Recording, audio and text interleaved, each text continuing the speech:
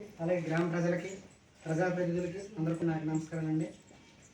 ఈ కార్యక్రమం ముఖ్య ఉద్దేశం ఏంటంటే ఆల్రెడీ గత జూలై నెలలో మీ గ్రామంలో అక్కడ మీ అమ్మవారి గుడి దగ్గర గుర్తుందా మీకు టెంట్ వేసి కార్యక్రమం పెట్టాను చూసారా? సేమ్ కార్యక్రమం, పేరే మారింది. అప్పుడు యోగా ప్రోగ్రామ్ అది, ఇప్పుడు ఏంటంటే జనసన్వాయి ప్రోగ్రామ్. అక్కడ ఉన్నటువంటి ఏవైతే విషయాల గురించి చర్చించామో సేమ్ ఆ విషయాల గురించి ఇక్కడ కూడా అదే చర్చలు జరుగుతుంది.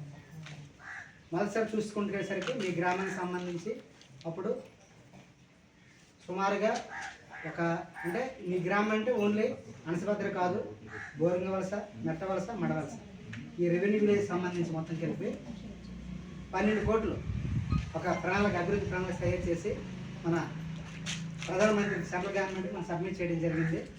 ఆ యొక్క నిధులతో అంటే మీ యొక్క ఏవైతే వనరులు ఉన్నాయో, ఇంకేవైతే కావాలో అవన్నీ కూడా బేరే చేసుకొని ఆ ప్రణాళిక తయారు చేసుకొని ఆ ప్రణాళిక అనమాట మన సెంట్రల్ గవర్నమెంట్ ముందుంచాం.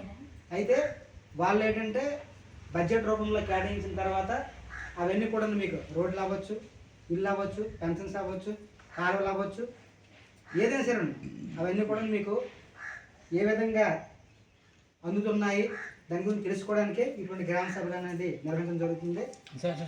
అది దీంట్లో ప్రధానంగా చూసుకునేసరికి